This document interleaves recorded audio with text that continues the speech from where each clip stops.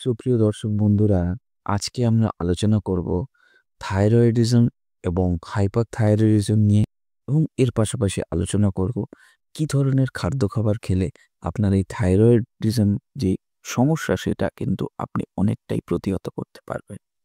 তো প্রথম কথা বলে রাখি যে থাইরয়েডিজম একটি অন্যতম গুরুত্বপূর্ণ সমস্যা আজকের দিনে, বিশেষ করে ছেলে হোক কিংবা মেয়ে।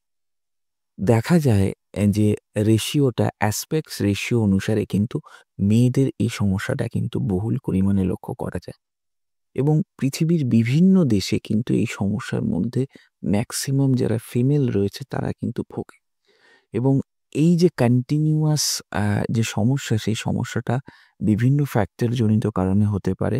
এর অন্যতম জেনেটিক হতে পারে বা কিছু বিশেষ খাদ্য খাবার রয়েছে, সেই খাদ্য খাবার তালিকাভুক্ত খেলে কিন্তু আমরা এই যে সমস্যা, সেই সমস্যা থেকে কিন্তু অনেকটাই ভালো থাকতে পারি এবং অনেকটাই এই সমস্যা থেকে কিন্তু প্রতিহত হয়ে অনেকটাই একটা সুস্থ জীবনযাপন বা সুস্থ জীবনযাত্রায় কিন্তু ফিরে আসতে পারি। তো আজকে আমরা আলোচনা করব সেই ধরনের খাদ্য খাবার নিয়ে বা সেই ধরনের খাদ্য খাবার খাওয়া এর পাশাপাশি আপনার যে শারীরিক সমস্যা রয়েছে, সেই শারীরিক সমস্যার একটি অন্যতম যে পদ্ধতিগত জীবনযাত্রার মান উন্নয়নের ক্ষেত্রে যেটা বিশেষভাবে দরকার সেই নিয়ে। তো দেখুন, পৃথিবীর বিভিন্ন দেশে এই ধরনের সমস্যার একটি অন্যতম কারণ হলো যে আয়োডিনজনিত যে খাদ্য বা আয়োডিনজনিত খাবারের ঘাটতি। তো যে সমস্ত দেশে এই ধরনের সমস্যা লক্ষ্য করা যায় সেখানকার মানুষজনেরা এই থাইরয়েডিজম যে সমস্যা, সেই সমস্যা থেকে কিন্তু আরো বেশি মাত্রায় আ ভোগে এবং এটা থেকে নিরলস যে সমাধান পাওয়ার কিন্তু চেষ্টা করে। তো কি ধরনের খাদ্য খাবার খেলে আপনি ভালো থাকবেন সেটা নিয়েও আলোচনা করব এবং এর পাশাপাশি আলোচনা করব যে কি ধরনের খাদ্য খাবার আপনাকে অনেকটা মেইনটেইন করতে হবে এবং কিছু খাদ্য খাবার একদম খাওয়া যাবে না। এটা নিয়েও কিন্তু আজকে আলোচনা করব। দেখুন, প্রাকৃতিক ভাবে আমরা যদি লক্ষ্য করে থাকি তাহলে যে থাইরয়েডিজম যে সমস্যা, সেই সমস্যার একটি অন্যতম বিষয় হচ্ছে আয়োডিনের সমস্যা। বিশেষ করে সামুদ্রিক মাছ যারা নন-ভেজ এবং যারা পিওরলি ভেজ খান তারা কিন্তু মাশরুম এই ধরনের খাদ্য খাবার কিন্তু খেতে পারেন। এখানে দেহের যে আয়োডিনের সমস্যাটা কিন্তু অনেকটাই আপনারা প্রতিহত করতে পারবেন।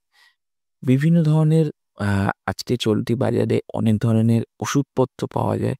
কিন্তু আমার মনে হয় ওষুধপত্র সেবন করার আগে যদি আপনি প্রাকৃতিকভাবে এই সমস্যা সমাধান করতে পারেন তাহলে কিন্তু দেহে অন্য ধরনের কোনো সাইড এফেক্টস কিন্তু আসে না। কারণ প্রত্যেকটা অ্যালোপ্যাথি ট্রিটমেন্ট বলুন বা যেকোনো ধরনের ট্রিটমেন্টে কিন্তু কোনো না কোনো সাইড এফেক্টস কিন্তু ব্যাপকভাবে চলে আসে। কারণ একেকজনের দেহে একেক ধরনের ওষুধ সেটা বিভিন্ন ধরনের কিন্তু পার্শ্ব প্রতিক্রিয়া করে থাকে। তো এটা কিন্তু থাইরয়েডের ক্ষেত্রে একটা অন্যতম লক্ষণ। কি ধরনের খাদ্য খাবেন না? এক হচ্ছে অয়েলি ফুড। যে আপনি যে ধরনের খাবারটা খাচ্ছেন সেটা প্রচণ্ড পরিমাণে অয়েলি কিনা সেটা কিন্তু আপনাকে কিন্তু দেখতে হবে। কারণ অয়েলি যে ফুড, যে সমস্যা, সেই সমস্যা থেকে কিন্তু আপনি নিরলস প্রচেষ্টা বা নিরলস চেষ্টা করে কিন্তু থাকতে পারবেন না এবং এটা কিন্তু একটা বিশেষভাবে কিন্তু সমস্যা কিন্তু প্রতিহত হবে। তো এটাও কিন্তু আপনাকে কিন্তু অয়েলি ফুড, বিশেষ করে জাঙ্ক ফুডকেও কিন্তু এটার থেকে আপনাকে দূরে সরাতে হবে। কারণ জাঙ্ক ফুড জনিত যে সমস্যা সেটাও যদি আপনি ক্রমবর্ধমানভাবে খান তাহলেও কিন্তু এই সমস্যা কিন্তু সমাধান কিন্তু পাবেন না। তো এটাও কিন্তু আপনাকে মেইনটেইন করতে হবে। জাঙ্ক ফুড জনিত কোনো ধরনের খাদ্য খাবার কিন্তু খাওয়া চলবে না। এর পাশাপাশি সেলিনিয়ামযুক্ত খাদ্য খাবার, বিশেষ করে বাদাম বা নাটস, স্পেশালি বলবো ব্রাজিল নাটস যদি আপনি খান, খাদ্য খাবার তালিকায় রাখেন, তাহলে এই থাইরয়েড জনিত যে সমস্যা, সেই সমস্যা থেকে কিন্তু অনেকটাই মুক্তি পাবেন।